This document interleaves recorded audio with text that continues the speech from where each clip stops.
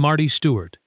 I've been close enough to country music my whole life to know something most fans never get to see. I was 13 years old when I first hit the road with Lester Flatt. Years later, I stood on stage beside Johnny Cash.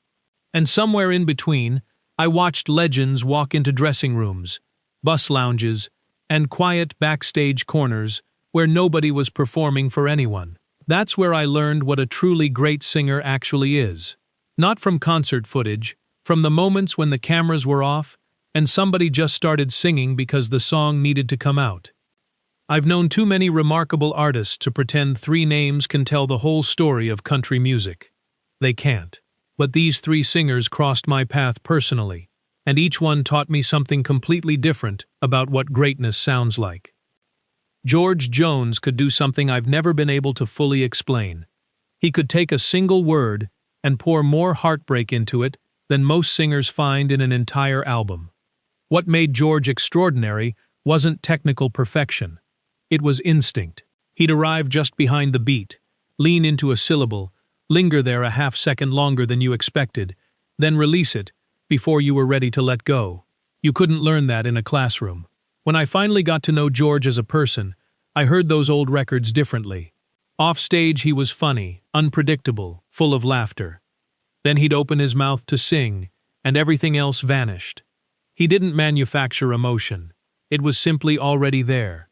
He Stopped Loving Her Today didn't just sound like a great performance. It felt like something that had happened down the road from your own house. That's the difference between singing a song and becoming it. Merle Haggard was a different kind of greatness. Where George made you feel a heart breaking in real time, Merle sounded like a man who already understood exactly why it broke. He never had to convince you he'd lived through hard times, long highways, difficult choices, and quiet regret. You heard it before he finished the first line. People talk so much about Merle as a songwriter that they sometimes overlook what an exceptional singer he was. The control, the space he left between phrases, the way meaning would catch up to you a full beat after he'd already moved on. Merle understood that country music doesn't need volume, it needs honesty, and he had more of it than almost anyone I've ever encountered. Johnny Cash is harder for me to discuss as simply a singer, because I didn't just admire him from a distance. I played in his band. I traveled those miles with him. For a time I was part of his family. Johnny's voice was recognizable within seconds, but what made him irreplaceable wasn't just the depth of it. It was trust. Audiences trusted Johnny Cash with darkness, with faith, with grief, with characters they'd never want to meet in real life.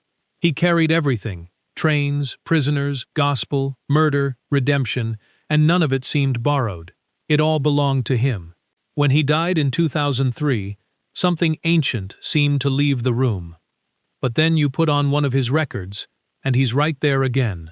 Certain, human, unmistakable. George showed me how much emotion a single voice can hold. Merle showed me how restraint makes a song last forever.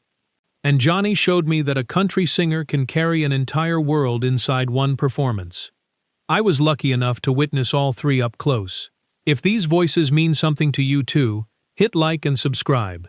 There's plenty more where this came from.